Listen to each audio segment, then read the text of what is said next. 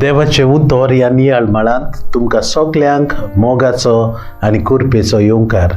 आयचे पयले वाचप इजायास प्रवाद्याच्या पुस्तकांतले आनी मातेवाचे शुभ वर्तमान.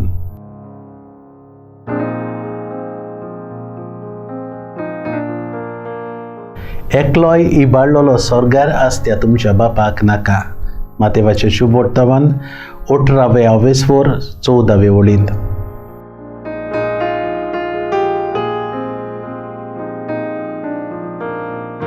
आयज शुभ वर्तमानांत जेजू आमकां सांडलेले शेळयेची वोपार सांगता.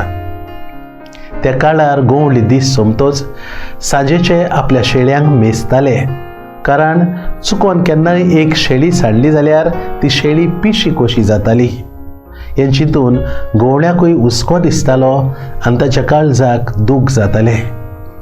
आनी तो गोवळी आपले शेळयेक सोदीत रावतालो आनी सांडलेली शेळी मेवली जाल्यार गोवळ्याची खोंत आनी हुस्को सोंपतालो आनी तो गोवळी संतोशान भरून दादोशी जातालो.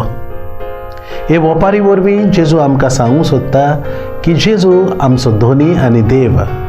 वो बरो गोवळी आमकां सोदीत आसा. पातकाक लागून सांडलोल्या मनशा कुळाक देव केन्नाच सोडून दिवचो ना, ताका सोदीत रावतलो. देव कोणाकूच केन्ना नाकारिना, केन्नाच सोडून दिना. पोरवाना केद देंवळ्ळें ताचें पातक जालें जाल्यार देवाचो मोग आमच्या पातका परस ओदीक व्हडतो. खंयचें पातक देवाच्या मोगावून व्हड ना. सांडलोल्यांक देव सोडून काडटा आनी आपल्या काळजांत घेता. देव आमकां सोदीत आसा कारण तो आमचो एक एकल्याचो मोग कोत्ता. एके सांडलेले शेळये खातीर गोवळी आपलो जीव रिस्कार घालता आनी नव्या नव्या शेळयांक सोडून एके शेळये फाटल्यान वेता. त्या गोवळ्या भाशेन आमचो देव.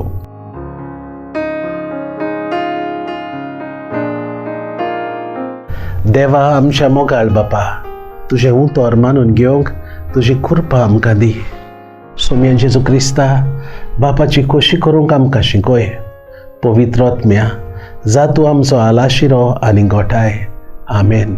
आमचे बरोबर देवाचे उतर तुमी नियाळ्ळे म्हूण देव बरें करूं. आमी परतून मेळसर पवित्र राव, खुशाल राव.